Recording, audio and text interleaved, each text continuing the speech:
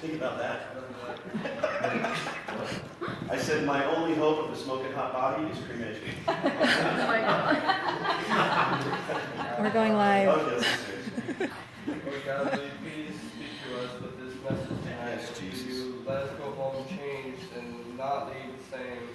Let it be your word that goes into our heart, Lord God, and let it change the way we think about you, Jesus. In Jesus' name I pray. Amen. Amen. Huge. I'm nervous. But Okay. Pastor asked me to speak on a couple weeks ago about being an overcomer. And since then, I've been going through nothing but trials.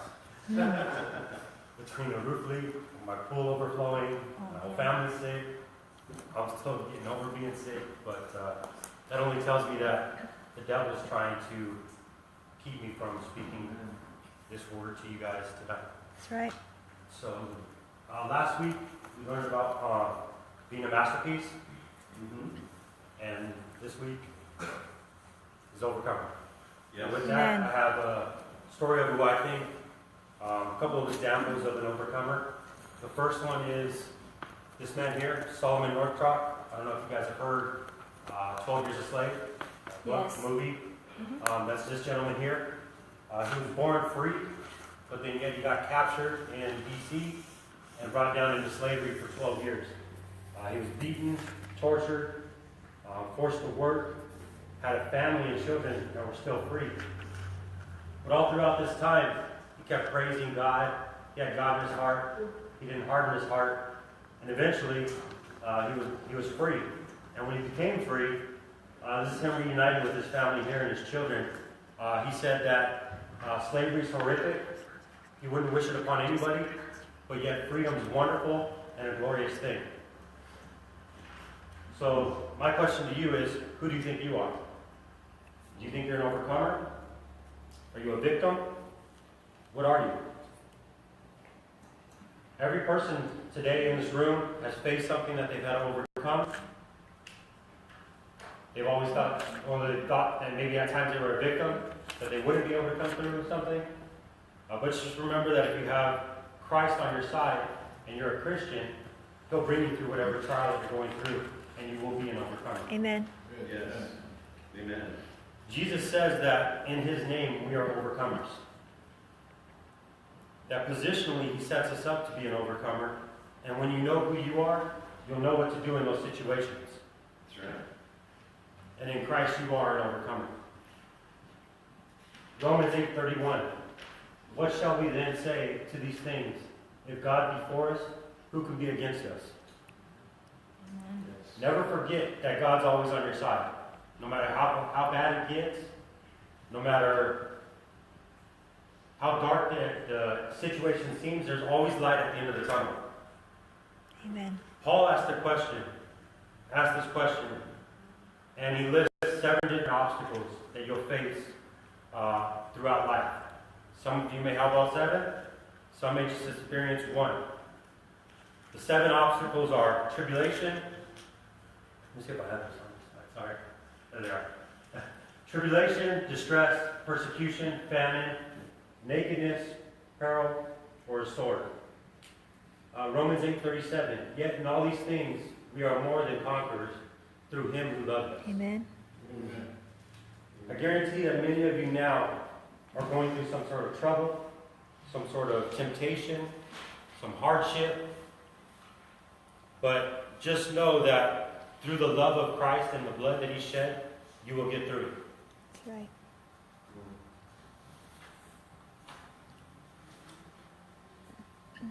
When you know who you are, you'll know what to do. That's right. And when you know who you are to Jesus, you'll know that you're a conqueror, not a victim. You'll have victory and not loss. But not just on your power, but the power through Him. The power that shows that He loved us, His own, through His own flesh and blood. Through the power of the risen Christ. Let me tell you that you're more than just a conqueror. You're an overcomer. And there's a Greek word called, if I pronounce it wrong, Pastor may correct me, but it's Nikau. And that is, the word means to win, to be victorious. And in this passage, it's actually using a different terminology of this word, which is hooper Nikau, which the hooper translates to hyper. So not only are you a winner, a victor, a conqueror, but you're an exceedingly above that. Amen. So you're a hooper Nikau. That's awesome.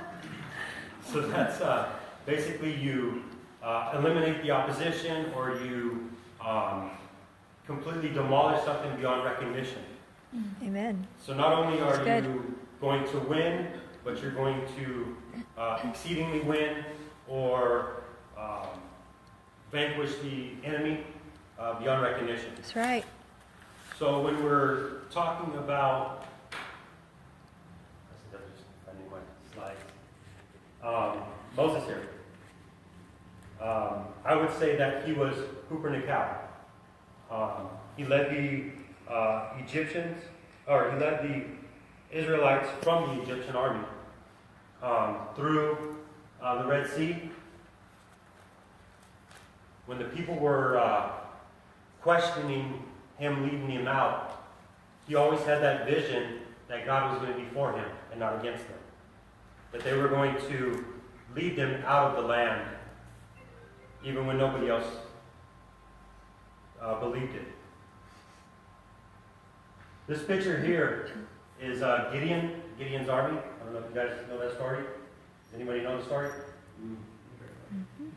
Shawn? What's the story? You know? I think What's the story? they were really outnumbered and God had to defeat the enemy. Yeah. So there was an army of over 32,000. God tells them, your army's too large. Sends 22,000 away. 10,000 men left to fight 135,000 soldiers.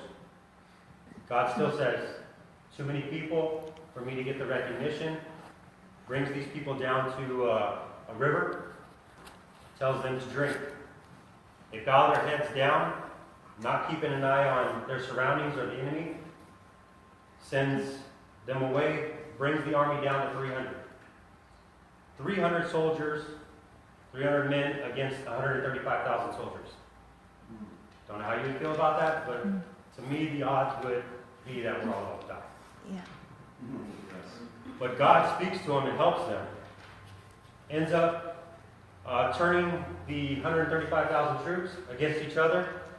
They end up killing themselves. The others flee.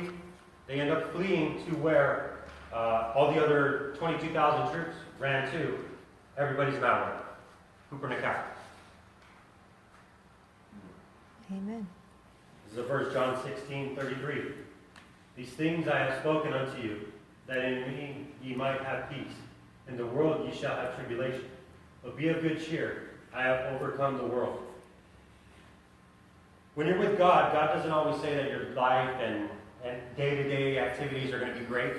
You're going to have trials. You're going to have tribulations. He says it. Mm-hmm. Just because you have God on your side doesn't mean life is, like they say, a bed of roses. You're going to go through trials. You're going to go through tribulations. You're going to go through death. But it's what you do after that, how you overcome that, that gives God the glory. Amen. Revelation 12. And they overcame him by the blood of the Lamb and by the word of their testimony. And they loved not their lives unto the death. So when you overcome things, God tells you there's two ways. Through the blood of the Lamb and the word of their testimony. When God brings you through a trial, you then have a testimony to help encourage others. Amen. David's another overcomer. Everybody knows that story. Like the giant. Little David had that word of God, had the vision that he could defeat the giant when nobody else could. Hooper Nikau. Amen. Now with this, I want to tell my own testimony. want to tell you what God's done for me, for my life, for my family's life, where He's brought me. I don't know, I'll talk to the guys. Where do you think, if you judge me growing up, where do you think I was? Do you think I was raised by both parents? Silver spoon in my mouth? Anybody? Dad, By my dad? No. Mom? No. Can I tell you I was a ward of the court? The court took care of me. Until my grandparents stepped up and adopted me. Growing up, I seen drugs, seen coke diced up on the table, packaged drugs. One day I went to school, came home to an empty house. Nobody there. The only person that could make decisions from me that point on is the court, so I was adopted by my grandparents. Which, thank God for them, someone stepped up to take care of me. Growing up, I had a lot of issues with anger. I had to go to a psychologist weekly. Basically, got kicked out of classes. For one whole semester, I had a desk in the office of the principal because I was disruptive, angry, and everything else. Through middle school, high school, hung around with the wrong crowd, got in a lot of trouble. Luckily, not involving cuffs, but hung around with the wrong people, wrong crowd. Was a follower, not a leader. Fell into some bad things. Coming to high school, played sports, got away with a lot of things. Definitely on the wrong track growing up. But not going to church, looking back on it, everybody treated church like it was a punishment. If you don't behave, send you to church. You don't do this, I'm going to send you to church. I'm going to send you to Catholic. They'll hit you, they'll hit you right. There's always something bad about church. So I wasn't raised in church. I didn't know church. Didn't know God. But 19 years old, met that woman there. She's the first one to bring me to church. First time I went, didn't feel it. People coming and touching you and praying for you and stuff. Wasn't my thing. I didn't like people touching me. It's real distant, real hard-hearted. Didn't know where my life was going. But thank God that she brought me, didn't give up on me. This man back there baptized me. Now, 17 years later, married, 3 kids, have a good job. Am I an overcomer? I don't see it that way. I just went through life, knowing right from wrong, wanting to do better for my family. But you guys that have, and the ladies that have been brought through church, know God, stay on the right track. Amen. Because mine could have went off at any time. Looking back, now played football and basketball in high school. Basketball teams like 12, 13 guys. 4 of them. One's dead that I know of. 2 were in prison, murdered, in there for life. 3rd one's a drug dealer. Those are the kind of people I was around. So you guys need to be very thankful that you have a place like this tonight that you can come to. Surround yourself with the right type of people. Amen. Come here on Friday nights. Praise God. Do it boastfully. Amen. And you guys, when they're up here singing, sing. You could be anywhere else, but here. Here's where you need to be. That's right. It's going to keep you safe. You know how lucky you are. And those of you that only have one parent, if not both, because the way things are nowadays, be thankful. Because it could be worse. There's a lot of people that would wish to be in your shoes. Amen.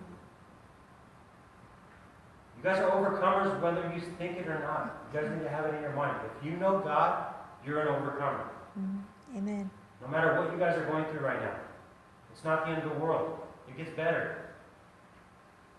That's right. Don't give up on yourselves. Know God. Study the Word.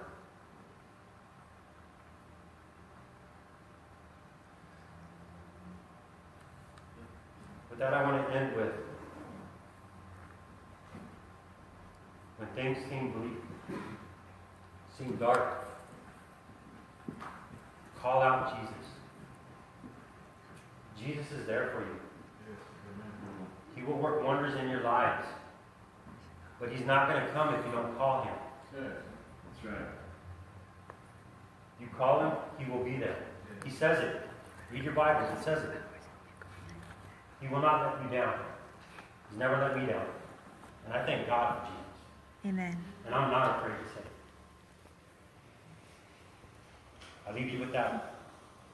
Stay close to Jesus, know Jesus, and he will be there for you. Amen. Amen. Amen.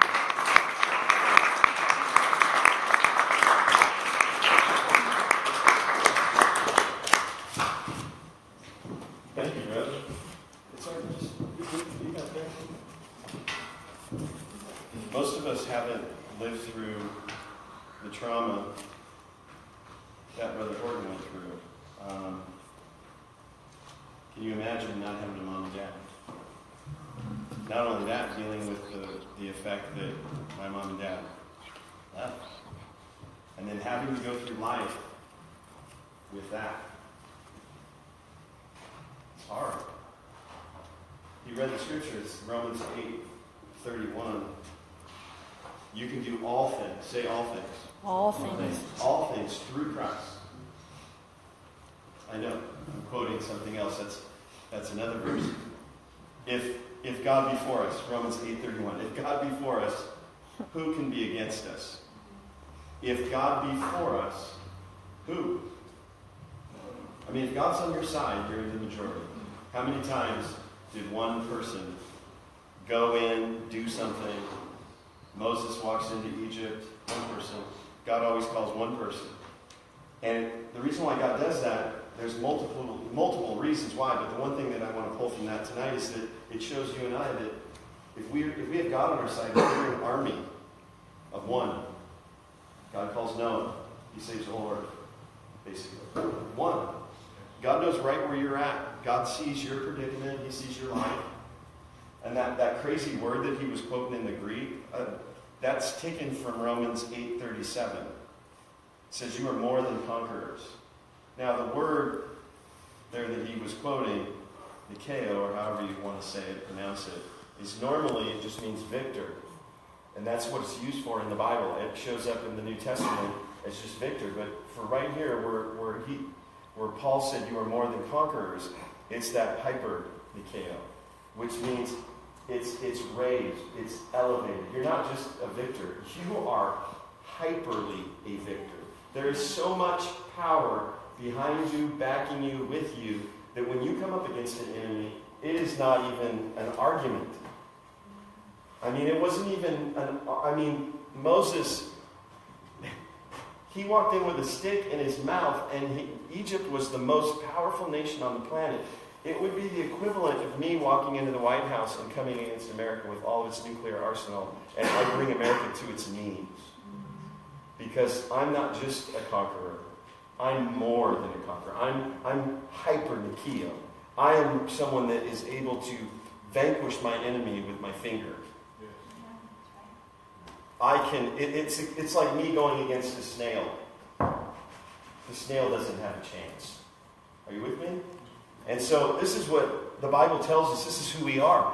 We can overcome incredible obstacles. We can overcome adversity. We can overcome trials. We can overcome being left behind. We can overcome anything. We can overcome our grades. We can overcome junior high, high school, simply because of who's with us. And because who's with us, we are not just victors. We are more than victors. We are heavy-duty conquerors. And the Bible tells us how we're going to overcome. Revelation tells us in the last day that the church, God's people, God's young people, they're going to overcome this world by the words of their testimony and by the blood of the Lamb. You're going to overcome by His blood, being able to say, I'm sorry. Being able to say, I made a mistake, and His blood covering you. His blood covering the failure, because how many here make mistakes? See, being an overcomer is not about being perfect. David might have killed the giant. He might have slain all the enemies of God, but he got in trouble morally. And it cost him dearly. He struggled dearly. He might have said, God is my strength, and I can literally crush my enemy. But yet, I fell morally, and it basically caused me lots of problems. But how did he get out of that? He repented. He basically asked for forgiveness. And God will do the same for you. Our Goliath that comes against us, our failures, our mistakes, everything that comes against us, we overcome it by the blood of the Lamb. Meaning, the only sin that isn't forgiven is the one that's not confessed. The only mistake that's not looked at is the one that's not brought to the Lord. I often wonder this: what would have happened if Adam would have said, I sinned? When God said, what have you done, Adam? What have you done? What did you do? What did Adam say? He said, well, the woman you gave me. And then God went to the woman. The woman said, if you wouldn't have put that stupid snake here, and you guys know the story, the snake didn't have a leg to stand on. The snake was like he lost his legs. What would have happened, though, if Adam would have said, you know what, don't blame her, don't blame the snake, blame me. Take my life and forget and let me save my bride. That's a beautiful picture of what Jesus did. Jesus said, don't blame my bride, lost humanity. Put it on me. And Jesus is the second Adam. But what would have happened if Adam would have said, I did it? Because isn't that what repentance is? You know what God's been wanting people to do? Just admit they have a problem. Just admit your failure. I blew it at school. I said a bad word. I cheated on the test. You know, God sees all that kind of stuff. I'm carrying feelings of I'm frustrated at God because of what's going on in my home life.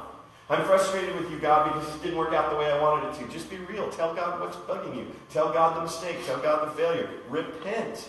And the blood of the Lamb can overtake that and help you through it. And then you become more than a conqueror. You become a hyper-KO. You become hyperly blessed by God because you're actively working in His plan. And you're believing what His Word is telling you, that you have been blessed. You're not a victim. It may seem like that. I love that you told us the story about these other guys you played basketball with. To find out that some are in jail, some are dead. I mean, you overcame all that. You got out of that. You didn't allow the society or the culture to overtake you. And what broke you out of that? Jesus. And helped you to become a overcomer. And you didn't just overcome. Look at how God has blessed Brother Horton's life. God will bless those that draw close to Him. God will bless those that lose the mentality that I'm a victim of my circumstances. I'm an overcomer. I am more than a conqueror through Him that strengtheneth me. If God be for me, who can be against me? See, you have the power to overcome all the temptations, all the hurdles, the world, the devil, the enemy, the society, the culture, the media, the music. All of that junk that comes against you, you can overcome it all. As long as you have an attitude that says, you know what, I'm just going to remember, I'm going to write that verse down. I hope you go home tonight, not just remembering Malachi 2:3, but I hope you go home tonight and you write down Romans 8:37. I'm more than a conqueror through Him. I'm an overcomer. That's really what it means. I don't care the obstacle, I don't care the problem, I can overcome. God's empowered me with supernatural ability. He's given me gifts. He's given me His Word. He's given me a church. He's given me His Spirit. I can overcome anything. I can do this because I'm an overcomer.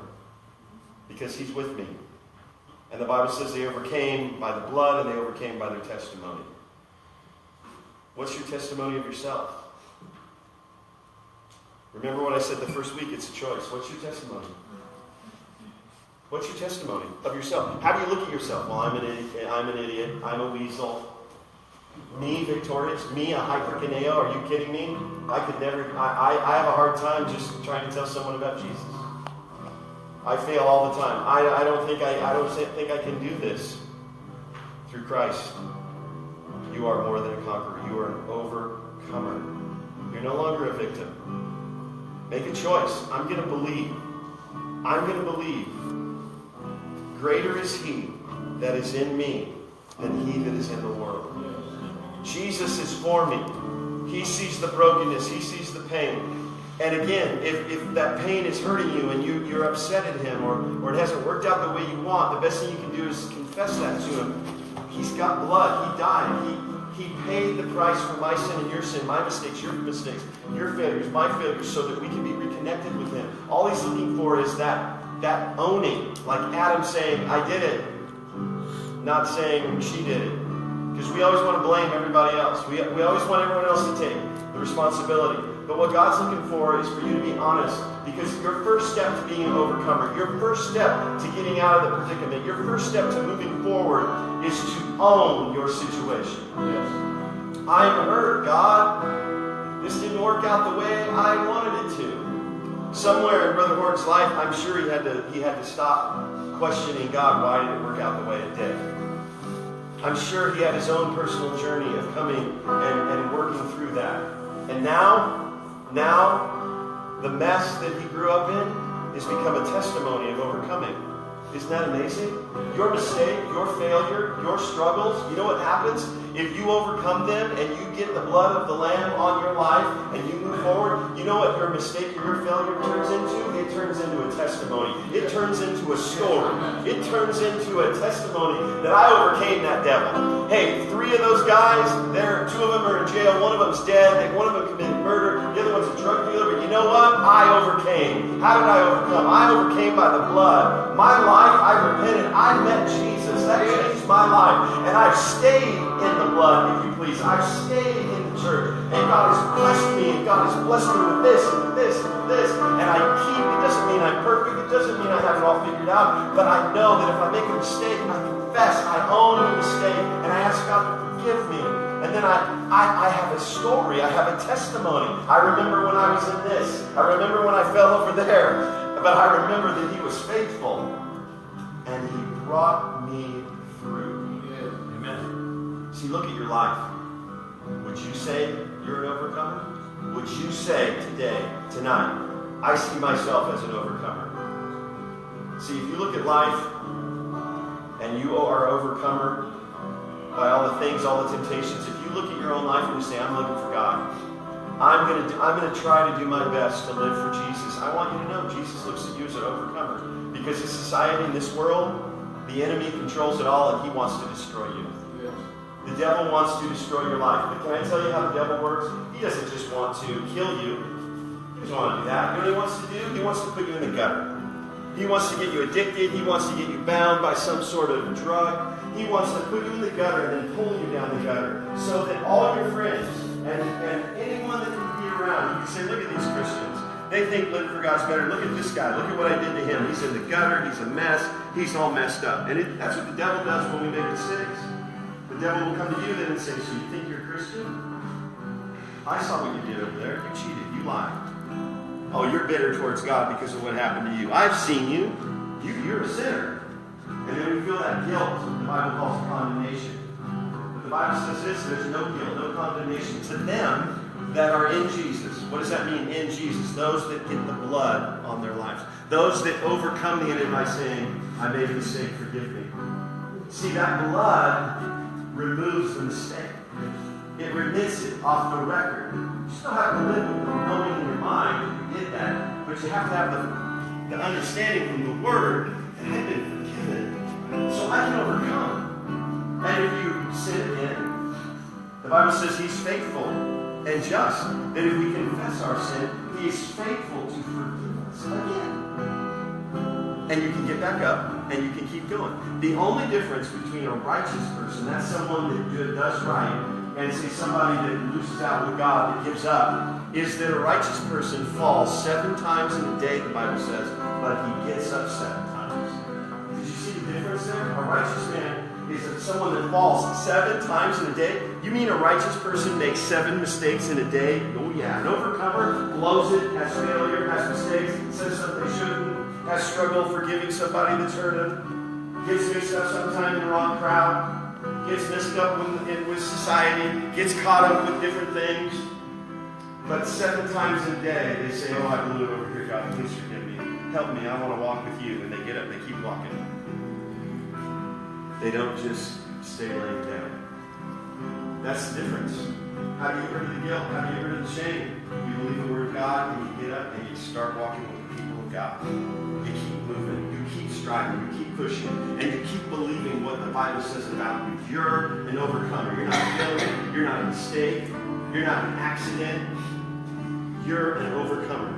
You are uniquely you, created by God to put glory, to have God's glory shed abroad in this whole world. God has a purpose and a plan for you.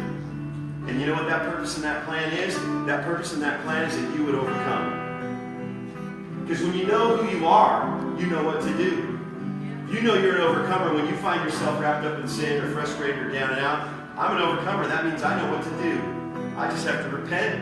And then this story, this failure is going to be a great story of a testimony how I overcame. And it might help somebody else sometime. You might be able to minister to somebody else and say, I remember when I was struggling with that. I had a hard time with that. But God brought me through, and now look where I'm at. God, I can help you. God's going to use you. Let's stand tonight.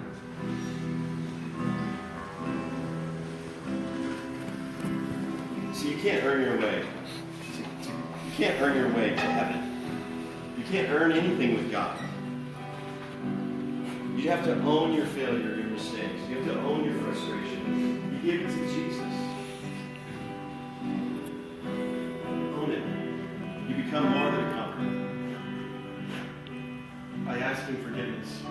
I'm sure tonight, as every head is bowed, there's probably many of us that there's areas in our life that we have not overcome. There's areas of secret sin. There's areas of maybe bitterness. Maybe we're frustrated at God tonight for something that happened that's out of our control. But yet we're carrying this grudge. Maybe we've been carrying along and we have this secret thing going on that nobody knows about. Well, I want you to know God sees everything. God sees your heart. God sees the circumstance. And you know, someone needs victory tonight. Someone needs to believe the word of God that you're more than a conqueror. You're not just a conqueror. You're not just victorious. You're hyper victorious. You are abundantly victorious. There's so much power in your pinky. You have more power in your pinky than the devil has in this whole world. Greater is God in you than the enemies that are against you. Even though they're powerful, peer pressure is powerful against us. And the trends and all that, trying to be popular and trying to fit in and not be a weirdo, all that pressure, God is saying, you're still more than a conqueror. I'm with you to help you.